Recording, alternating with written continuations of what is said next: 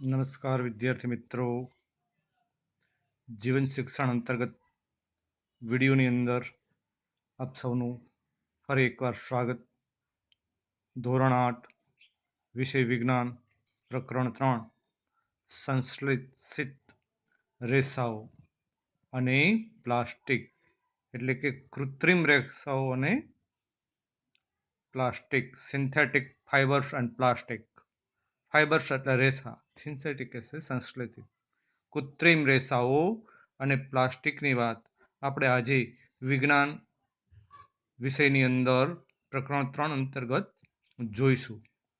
તો મિત્રો, આપણને ઘર વપરાશની જુદી જુદી ચીજ વસ્તુઓ અને જે આપણે કપડાઓ બધા જુદા જુદા પહેરીએ છીએ, બરાબર છે, એ કપડાં શેમાંથી બનેલા હોય છે, કેવા પ્રકારના હોય છે, આ બધી વાતોને લઈ અને આપણે આ વિડીયોની અંદર એ પાઠ અંતર્ગત સમજવાનું છે, શીખવાનું છે અને જાણવાનું છે.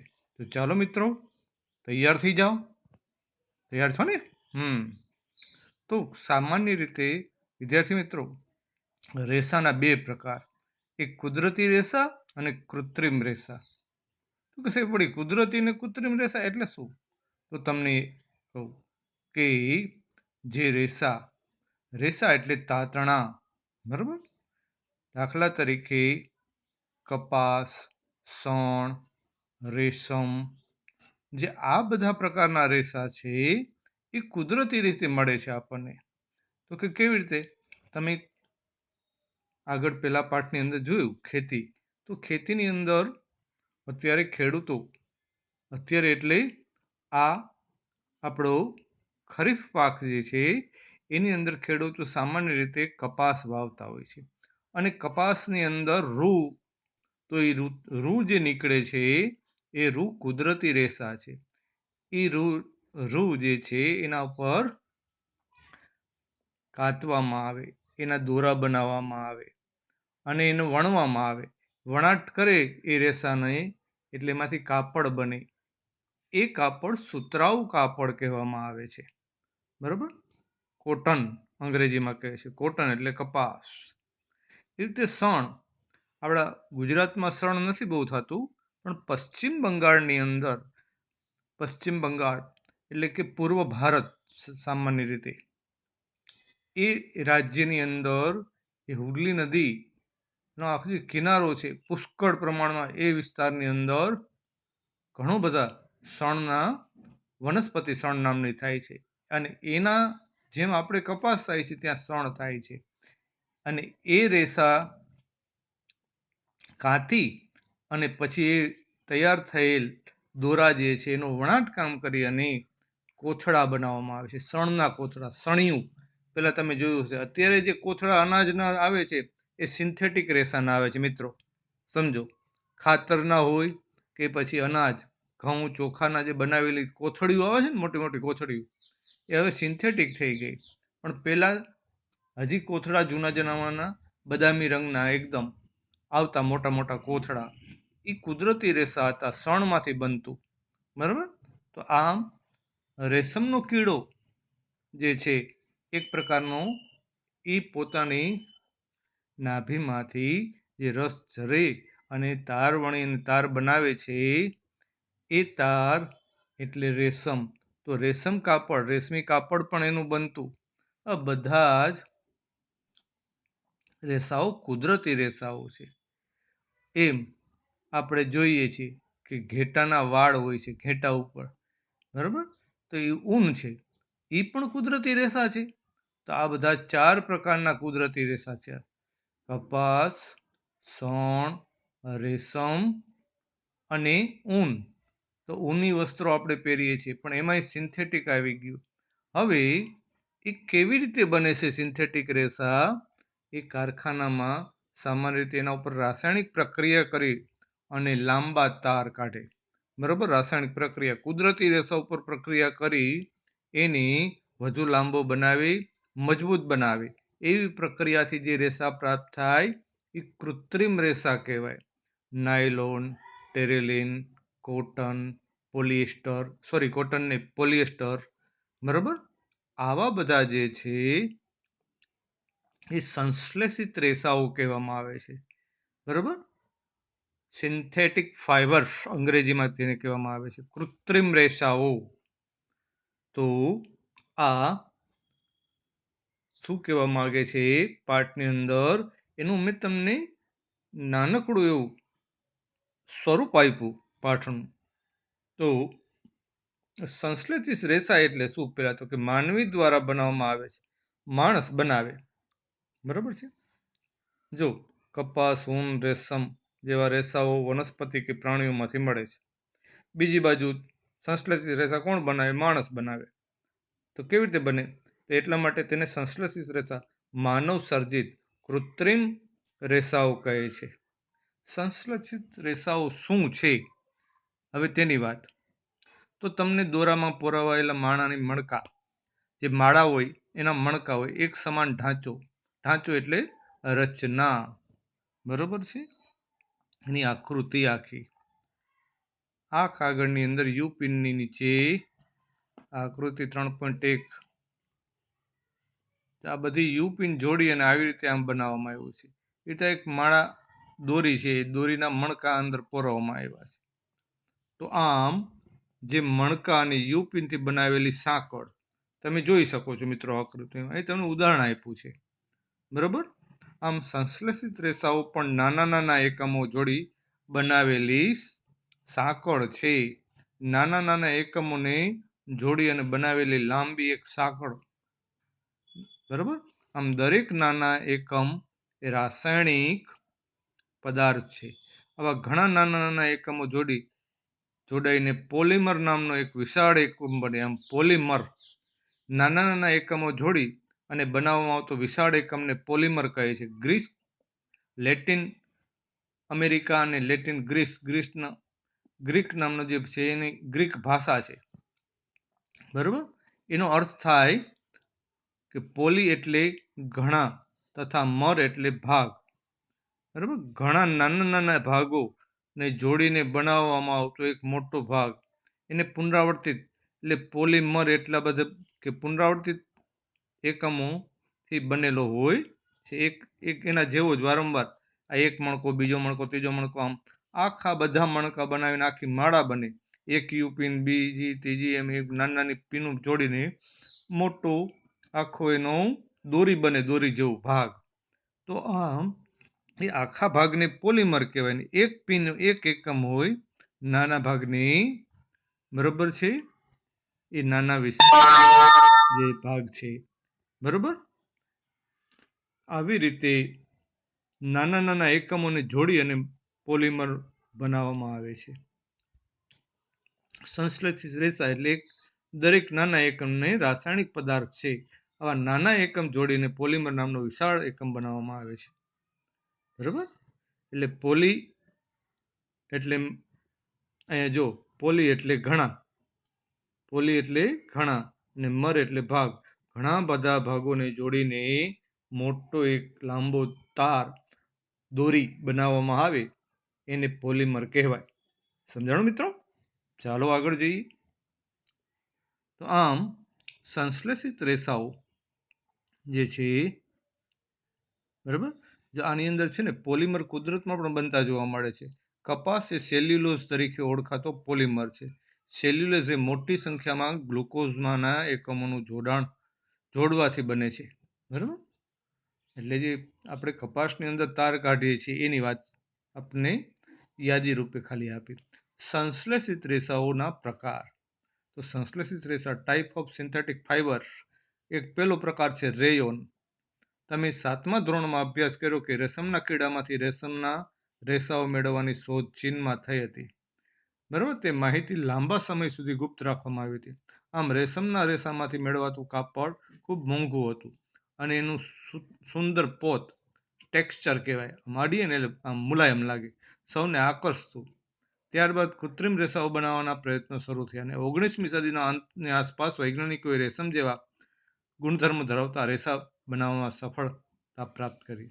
આમ લાકડાના માવા ઉપર રાસાયણિક પ્રક્રિયા કરી અને આ રેસા બનાવવામાં આવ્યા હતા. આ રેસાને રેયોન અથવા તો કૃત્રિમ રેશમ કહેવામાં આવે છે. જો કે રેયોન એ કુદરતી સ્ત્રોત લાકડાના માવામાંથી મળે છે, પરંતુ તે માનવ સર્જિત રેસા ગણાય છે. તે રેશમ કરતાં સસ્તા છે અને તેને રેસાની માફક વણી શકાય છે. તે ઘણા બધા પ્રકારના રંગોથી રંગી શકાય છે. આમ રેયોન રેસાને કપાસના રેસા સાથે વણીને ચાદરો અથવા ઊન સાથે વણીને ચટાઈ બનાવવામાં આવે છે. તો પેલો પ્રકાર થયો સંશ્લેષિત રેસાનો રેયોન. તો રેયોન એટલે શું? રેશમ ટૂંકમાં. તો રેશમના કીડામાંથી એના બરોબર બનાવવામાં આવતું હતું પહેલા, અને સુંદર અને મુલાયમ હતું. પરંતુ કાળક્રમે જેમ વિજ્ઞાનનું સંશોધન થયું મિત્રો, એમ માનવે પછી આ કૃત્રિમ રેયોન બનાવ્યું. બરાબર, એટલે એને કૃત્રિમ રેશમ કહેવામાં આવ્યું. કેમાંથી? તો કે લાકડાનો માવો. લાકડું એટલે તો વનસ્પતિ છે, એમ તો કુદરતી, પણ કુદરતી રેસા ઉપર રાસાયણિક પ્રક્રિયા કરી અને એ આખું જ તાર મોટા બનાવવામાં આવ્યા અને એનામાંથી વણી અને કાપડ બનાવ્યું. એ રેશમનું કાપડ, પણ રેશમ કેવું? માણસે બનાવ્યું, એટલે સિન્થેટિક સંશ્લેષિત રેસા, અને એને રેયોન રેસા કહેવામાં આવતા હતા, રેયોનનું કાપડ. બરોબર. આમ બીજો પ્રકાર છે નાયલોન. નાયલોન જે કૃત્રિમ રેસા છે, માણસે બનાવેલા છે, પણ એનો બીજો પ્રકાર. બરાબર, સંશ્લેષિત રેસાનો બીજો પ્રકાર નાયલોન. તો નાયલોન એક અન્ય માનવ સર્જિત રેસા છે. કોઈ પણ પ્રકારના કુદરતી કાચા માલ, વનસ્પતિ કે પ્રાણીજન્ય હોય, એના ઉપયોગ વગર તેને 1931માં બનાવેલું. તે કોલસો, પાણી અને હવાથી બનાવવામાં આવેલું સૌપ્રથમ સંપૂર્ણ સંશ્લેષિત રેસા હતા. જો આના આધાર કોઈ લેવામાં ન આવ્યું, બરાબર છે. કુદરતે જે વસ્તુ આપી છે કે માણસે બનાવ્યું છે નાયલોન, એમાં વનસ્પતિ કે પ્રાણીના કોઈના ભાગનો ઉપયોગ કરવામાં આવ્યો નહીં. કુદરતી કાચા માલના ઉપયોગ વગર બનાવ્યો 1931માં, જે સંપૂર્ણ સંશ્લેષિત રેસા તરીકે ઓળખવામાં. નાયલોનના રેસા મજબૂત, સ્થિતિસ્થાપક અને હળવા હોય છે. વજનમાં હલકા, આમ મજબૂત, ટકાઉ અને સ્થિતિસ્થાપક. જેમ વાળવું એમ વળી જાય. બરાબર. જે ચમકદાર અને સરળતાથી ધોઈ શકાય તેવા હોય છે. તેથી કાપડ બનાવવા માટે તે ખૂબ પ્રચલિત થયા. આમ નાયલોનમાંથી બનેલી ઘણી ચીજ વસ્તુઓ, જેવા કે મોજા, દોરડા, તંબુ, ટૂથબ્રશ, કારના સીટ બેલ્ટ, સ્લીપિંગ બેગ, બરાબર, પડદા, જે આપણે જીવન વ્યવહારમાં વાપરીએ છીએ બધી વસ્તુઓ, એ નાયલોન રેસાના બનેલા હોય છે. નાયલોન એ પેરાશૂટ તથા પર્વતારોહક માટેના દોરડા પણ, કારણ કે મજબૂત છે એટલે એમાં વપરાય છે. બરાબર છે. જે તમારા નામ આપ્યા બધા જ, જો અહીંયા બારણાનો પડદો છે, મોજાનું ચિત્ર છે મિત્રો, બરાબર છે, અને ટૂથબ્રશ પણ છે. આમ નાયલોનમાંથી બનેલા આ બધી જ વસ્તુઓ તમારી નજર સમક્ષ છે. બરાબર. તો આમ એની દોરી પણ. તો આ રીતે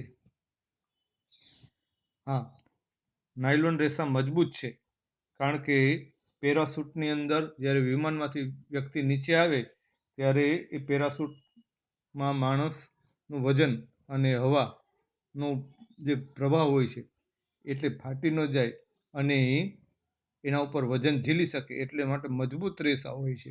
એમ પર્વતારોહક જે પર્વત ચડવાના હોય એની સાથે દોરડા લઈ જાય છે, એ પણ ખૂબ જ મજબૂત દોરડા હોય છે.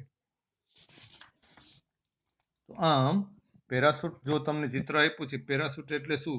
કોઈ સૈનિક નીચે આવતો ઉપરથી પ્લેનમાંથી અકસ્માત થાય ને બચવા માટે, ત્યારે ખુલી જાય ઉપરનો ભાગ. આ દોરડા છે એ મિત્રો પેરાશૂટના દોરડા છે. આ પર્વતારોહક છે, જો ચડે છે, આ દોરડા ઉપર આમ એન્કર હોય, એની અંદર કાંટાવાળો ભાગ જેને કહીએ, એ ખૂબ ઘુમાવી અને પછી ઉપર નાખે, અને પર્વતમાં એ ઉપર કોઈ પથ્થર સાથે આમાં ખૂંચી જાય અથવા તો એકદમ ફિટ બેસી જાય, પછી એના આધાર ઉપર આપણે ઉપર ચડી શકીએ. વચ્ચે દોરડું છે આપણા હાથમાં નહીં, આની વચ્ચે એ દોરડા મજબૂત હોય છે કે જે આપણો વજન ઝીલી શકે.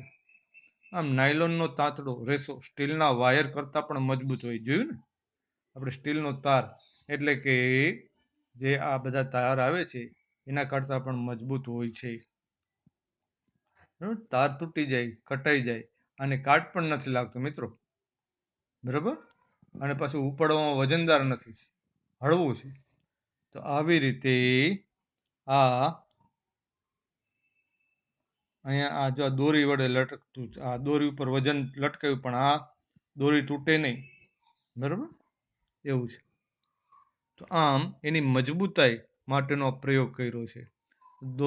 દોરાનો રેસાનો પ્રકાર અને દોરો તોડવા માટે જરૂરી કુલ વજન તો કપાસનું હોય તો, ઊનનું હોય તો, રેશમનું હોય તો, નાયલોનનું હોય તો, આમ લટકાવીને પ્રયોગ કરી જોઈએ તો બરાબર એ કયો વધુ મજબૂત છે ને ટકાઉ છે એ જાણવા મળશે. આમ બધા જ દોરાની લંબાઈ તથા જાડાઈ લગભગ સરખી હોય તે ધ્યાનમાં રાખીને આ પ્રયોગ કરવાનો.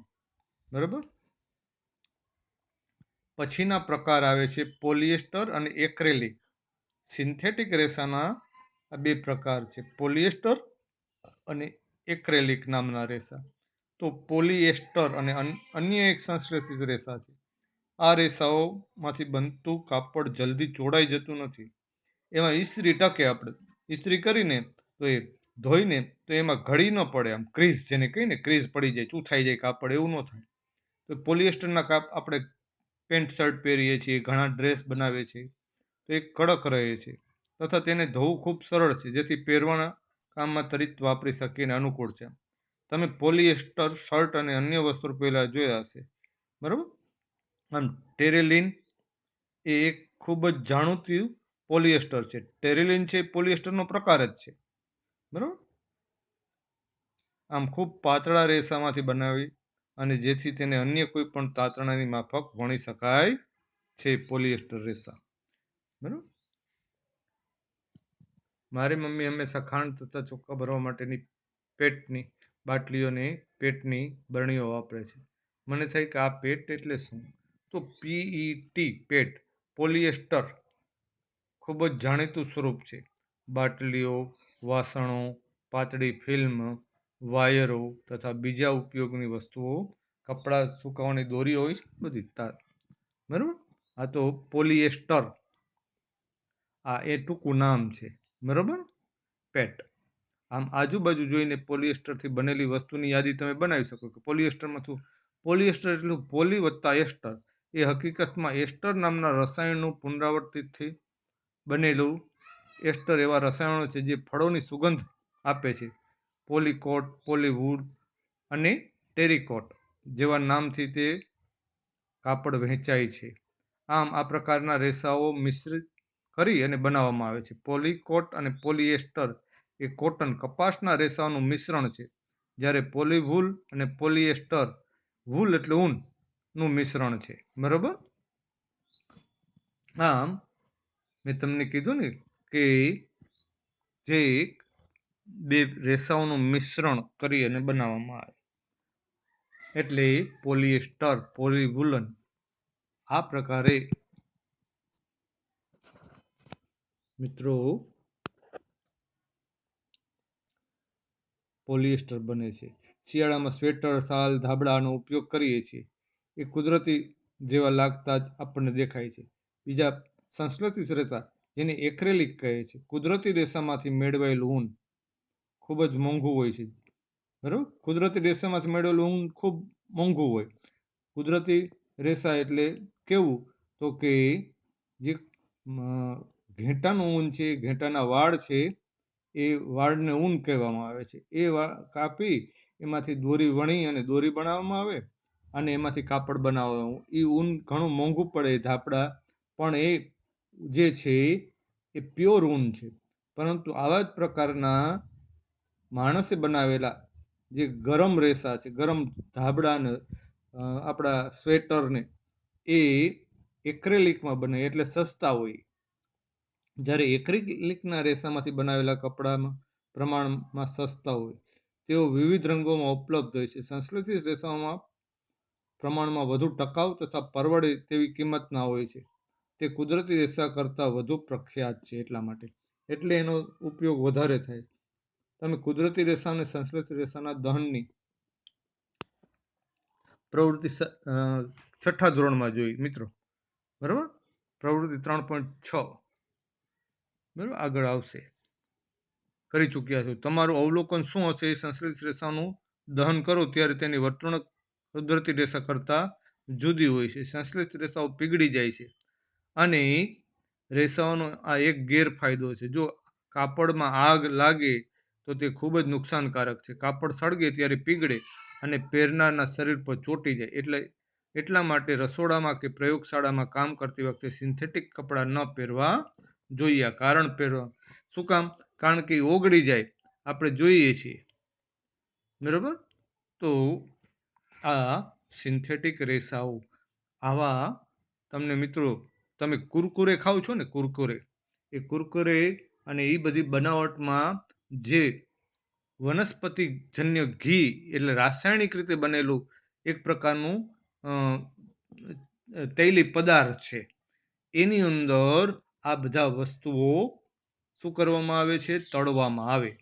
અને કુરકુરે જેવી બધી આઈટમો જે આવે છે, ઓલા વિમાન આવે છે, ગોળ ચકેડા આવે છે, તમે 5-5 રૂપિયાની કોથળી લઈને તમને ભૂખ લાગે એટલે ખાવા માંડો છો, મમ્મીને કે મને પૈસા આપો. તો એ બધું શું છે? એ આ પ્રકારનું જ છે. તમે એને સળગાવો એટલે જોજો અંદરથી આમ કાળા ટીપા પડવા માંડે. જેમ આપણે રબર બાળી કે પ્લાસ્ટિકની કોથળી બાળીને ધુમાડો થાય એવો ધુમાડો, અને એમાંથી એવી જ રીતે આ સિન્થેટિક રેસાનું છે. એટલે એ એક પ્રકારના કૃત્રિમ વસ્તુ છે. એટલા માટે અમે ઘણીવાર તમને આવો ખોરાક ખાવાની ના પાડી. એ પ્લાસ્ટિક છે એક પ્રકારનું, બરાબર, જે નુકસાનકારક છે. તો આમ એ રસોડામાં કામ કરતી વખતે ક્યારેય પોલિએસ્ટરના કપડાં મમ્મી પહેરતી નથી. પહેર્યું તો ધ્યાન રાખવાનું કે એને તાપ લાગે અથવા ગરમી લાગે એટલે તરત બળવા લાગે ને ચોંટી જાય સીધું, પ્લાસ્ટિક જેમ બળે એમ, બરાબર. દરેક સંશ્લેષિત રેસાઓ પેટ્રોલિયમ પેદાશ, જેને પેટ્રોકેમિકલ્સ પણ કહેવામાં આવે છે, બરાબર. કાચા માલ પર બધી પ્રક્રિયા કરવામાં આવે છે પેટ્રોલિયમ પેદાશ ઉપર, એટલે પેટ્રોકેમિકલ્સ કહે છે એને. આમ સંશ્લેષિત રેસાના ગુણધર્મો વિશે આપણે સંશ્લેષિત રેસા અંતર્ગત રેયોન, બરાબર છે, ની વાત કરી, પોલિએસ્ટરની વાત કરી, એક્રેલિકની વાત કરી મિત્રો, નાયલોનની વાત કરી. 4 પ્રકારના કૃત્રિમ રેસા જે સંશ્લેષિત રેસા છે એની વાત કરી. એ 4 પ્રકારના રેસાના ગુણધર્મો, તો ગુણધર્મો હારે આપણે સમજતા ગયા, પરંતુ વિશેષ અહીંયા જોઈએ તો અત્યારે તો ચોમાસાની ઋતુ છે, છત્રી પણ વાપરીએ છીએ આપણે, બરાબર. વરસાદ આવે તો છત્રીમાં આપણે ભીંજાતા નથી. એનું કાપડ ખૂબ જ એવું હોય છે, બરાબર, ઝડપથી સુકાઈ જાય અને ઓછા ખર્ચે સરળતાથી ઉપલબ્ધ થાય. પકડવામાં ઉપાડવામાં સહેલું અને સરળ, ઓછા વજનવાળું હોય છે. તો એની અંદરથી પાણી અંદર આવતું નથી વરસાદનું. એનું કારણ શું છે? આ સંશ્લેષિત રેસાઓમાંથી બનેલા હોય છે મિત્રો, બરાબર. એટલે ભીંજાય તો થોડી વારમાં સુકાઈ જાય તરત જ, એને સુકાતાય ન વાર લાગે. આમ સંશ્લેષિત રેસામાંથી બનેલા કાપડના ટુકડા કુદરતી રેસામાંથી બનેલા કાપડ કરતાં વધારે અથવા ઓછું પાણી વાપર્યું હોય, શું તે કોરા થવામાં વધારે ઓછો સમય લીધો? હા, ઓછા સમયમાં તરત જ સુકાઈ જાય છે. આમ રેસાનું કાપડનું ટકાઉપણું અને કિંમત તથા જાળવણી વિશે પણ આપણે જાણીએ, બરાબર છે. આ બધી બાબત કે હલકા છે, ઓછી કિંમતે મળે છે, ટકાઉ છે, બરાબર છે. એમાંથી ઘણા બધા રંગોમાં ઉપલબ્ધ થાય છે, બરાબર. અને મેળવવું સરળ છે, વાપરવું સરળ છે, ઉત્પાદન ઝડપથી થાય છે, ઓછા ખર્ચે થાય છે, એટલે ઓછી કિંમતમાં થાય છે. આ બધા એના ગુણધર્મ છે. કોના? સિન્થેટિક, બરાબર, રેસાઓના. એટલે આપણે જોયા સિન્થેટિક રેસાઓના ગુણધર્મ. હવે આપણે મિત્રો પ્લાસ્ટિક વિશે શીખવાનું છે. તો પ્લાસ્ટિક વિશે આપણે જરા જોઈ લઈએ. તો પ્લાસ્ટિક એટલે શું મિત્રો? તો આપણા રોજબરોજની જીવનની અંદર દરેક આપણા જીવન સાથે પ્લાસ્ટિક વણાઈ ગયું છે. આની અંદર આકૃતિ આપી છે, એમાં રૈખિક અને અરૈખિક ક્રોસ લિંક્ડ ગોઠવણી છે. આ છે ને એ રેખિક છે, એક રેખામાં બધા ચોરસ છે. આમાં આ આડા ઊભા એક રેખા અને બીજી રેખા આમ જોડી છે પાછી, તો એક ક્રોસ લિંક્ડ છે. લિંક્ડ એટલે જોડવું, જોડાણવાળા એવી એની રચના બતાવી છે કાલ્પનિક, કે પ્લાસ્ટિકની આવી રચના છે. આમ સંશ્લેષિત રેસાની જેમ જ પ્લાસ્ટિક પણ એક પ્રકારનું પોલિમર છે. પ્લાસ્ટિકમાં એકમોની ગોઠવણી એક સમાન હોતી નથી. કેટલાક તે રેખિક હોય છે તો બીજા કેટલાક અરેખિક ક્રોસ લિંક્ડ હોય છે. તો આ રીતે તમે આકૃતિ જોઈ 3.6 અને 3.7માં એ આમ પ્લાસ્ટિકના શક્ય હોય તેટલા આકાર અને કદમાં ઉપલબ્ધ હોય છે. તમને થાય કે આટલા બધા, હા, તો કે પ્લાસ્ટિક સરળતાથી જે ઘાટમાં ઢાળવું હોય એ ઢાળી શકાય છે. પ્લાસ્ટિકને રિસાયકલ કરી શકાય છે. રિસાયકલ એટલે ફરીથી એનો ઉપયોગ કરી શકાય છે, ઓગાળીને પાછું. એવા પણ પ્રકારના પ્લાસ્ટિક હોય છે. એને રંગી શકાય છે, પીગાળી શકાય છે, બરાબર, અને પાતળા પડમાં પણ ઢાળી શકાય છે, વાયર બનાવી શકાય છે. એના ઘણા બધા ઉપયોગ છે. આ બધા ઉપયોગો જોઈએ તમે, ખુરશી, ડોલ, પ્લાસ્ટિકનો ગ્લાસ, રમકડા, આ બધી વસ્તુઓ પ્લાસ્ટિકમાંથી આપણે અત્યારે જોવા મળે છે. અનેક પ્રકારની વસ્તુઓ પ્લાસ્ટિક. આમ પોલી વત્તા ઇથિન એટલે પ્લાસ્ટિકનું ઉદાહરણ છે. તે સામાન્ય રીતે વપરાશમાં ઉપયોગી આવતી પોલિથીનની બેગ વાપરવામાં આવે. પોલિથીનની બેગ તમે જોઈ છે મિત્રો, બરાબર, જે આપણે જબલા અને મોટી બીજી બેગ છે એ પ્રકારની પોલિથીન પ્લાસ્ટિક, બરાબર, એ પોલિથીન છે જે જબલા આવે છે, બરાબર. આમ હોટલમાં ગરમ પાણી નાખીએ છીએ ત્યારે વિકૃત આકાર બદલાઈ જાય છે. આવું પ્લાસ્ટિક જે, બરાબર, ગરમ કરતાં સરળતાથી વિકૃત થઈ જાય અથવા તૂટી જાય તે થર્મોપ્લાસ્ટિક કહેવાય. પ્લાસ્ટિકના પ્રકાર, એમાં થર્મોપ્લાસ્ટિક એક પહેલો પ્રકાર.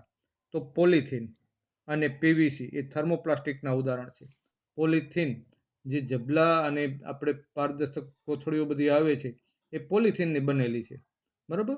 અને પોલીવિનાઇલ ક્લોરાઇડ કહેવામાં આવે છે. પોલીવિનાઇલ ક્લોરાઇડ આ 3 તત્વોથી બનેલું સંયોજન એટલે પ્લાસ્ટિકનો એક પ્રકાર. પીવીસી પાઇપ બધા, બરાબર, પાણીના પાઇપ, લાઇટના પાઇપ, જે આ વાયર ખેંચવાના છે એ પીવીસીના બનેલા હોય છે.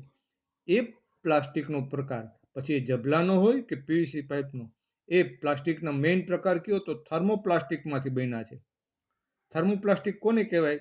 તો જે પ્લાસ્ટિકને સરળતાથી ગરમ કરતા એ વિકૃત થઈ જાય અને તૂટી જાય તેવા પ્રકારના પ્લાસ્ટિકને, જે પ્લાસ્ટિક ઉપર ગરમીની અસર થાય અને ઓગળવા લાગે એવા પ્લાસ્ટિકને થર્મોપ્લાસ્ટિક કહે છે.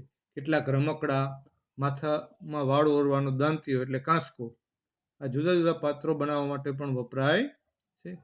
હવે પ્લાસ્ટિકની અંદર બીજો એક પ્રકારની આપણે વાત આવે છે કે કેટલાક પ્લાસ્ટિકને એકવાર કોઈ એક આકારમાં ઢાળીએ પછી ગરમ કરીને નરમ કરી શકાતું નથી. એટલે કે ફરી પાછું એ ગરમ થતું નથી અને ગરમ થઈને પછી પાછું ઢાળી શકાતું નથી બીજા આકારમાં.